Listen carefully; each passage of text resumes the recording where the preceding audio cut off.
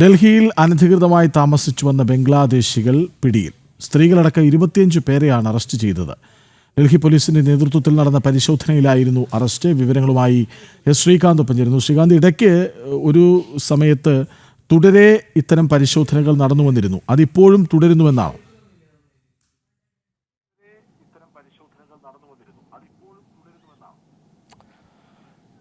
കൃഷ്ണരാജ്, ഈ പറഞ്ഞത് ആണ് ശരി. അതായത് ഡൽഹിയിൽ ഇതൊരു പുതുമയുള്ള കാര്യമല്ല.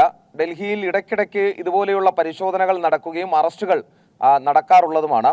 ഇന്നിപ്പോൾ 25 ബംഗ്ലാദേശികളെയാണ് അറസ്റ്റ് ചെയ്തിട്ടുള്ളത്. അതിൽ സ്ത്രീകളും പുരുഷന്മാരും അടക്കമുള്ളവരുണ്ട്. സ്വാഭാവികമായ കുടിയേറ്റം ഈ രീതിയിൽ നടക്കാറുണ്ട്. ഇത് അനധികൃതമായ കുടിയേറ്റമാണ് നടക്കുന്നത്. ഇവർ പല മേഖലകളിലൂടെയാണ് ഡൽഹിയിലേക്ക് എത്തിച്ചേരുന്നത്. ഈ വന്ന ആളുകളെ പരിശോധിച്ചതിൽ ഏതെങ്കിലും തരത്തിലുള്ള മറ്റ് ഉദ്ദേശത്തോടു കൂടി എത്തിയതല്ല എന്ന് പോലീസ് വ്യക്തമാക്കുന്നുണ്ട്. തൊഴിൽ ഉൾപ്പെടെയുള്ള കാര്യത്തിനായാണ് ഇവർ കുടിയേറിയത് എന്നുള്ളതാണ് പോലീസിന്റെ ഭാഗത്തുനിന്നും ഇപ്പോൾ നമുക്ക് മനസ്സിലാക്കാൻ സാധിക്കുന്നത്. പക്ഷേ നിയമവിരുദ്ധമായ നടപടിയാണ്. സ്വാഭാവികമായും ഇവർ ചെയ്യുന്നത് ഇവിടുത്തെ രാഷ്ട്രീയ പാർട്ടികളുടെ, ഇവിടെ ആം ആദ്മി പാർട്ടി ആയിരുന്നു ഭരണത്തിലെങ്കിൽ ഇന്ന് ഇവർക്ക് റേഷൻ കാർഡും അതോടൊപ്പം വോട്ടർ ID കാർഡും അടക്കം കിട്ടേണ്ടതായിരുന്നു. പക്ഷേ BJP ഭരിക്കുന്ന കാരണത്താൽ അവരെ പിടികൂടുകയും അവരെ തിരിച്ചയക്കുന്നതിനുള്ള നടപടികളിലേക്കൊക്കെ തന്നെ കടക്കുകയും ചെയ്യുകയാണ്. പശ്ചിമ ബംഗാളിൽ അടക്കമുള്ള സ്ഥലങ്ങളിൽ, ബീഹാറിലൊക്കെ തന്നെ ഇത്തരത്തിലുള്ള കുടിയേറ്റം വലിയ തോതിൽ, അനധികൃത കുടിയേറ്റം വലിയ തോതിൽ നടക്കുന്നുണ്ട്. രേഖകളില്ലാതെയാണ് ഇവർ താമസിക്കുന്നത്.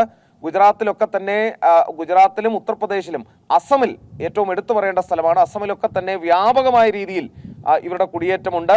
അവരെ കണ്ടെത്തുന്നതിനും പുറത്താക്കുന്നതിനുമുള്ള ശ്രമങ്ങൾ നടക്കുകയാണ്. അതിനിടയിലാണ് ഡൽഹിയിൽ ഇപ്പോൾ 25 പേരെ അറസ്റ്റ് ചെയ്തത്.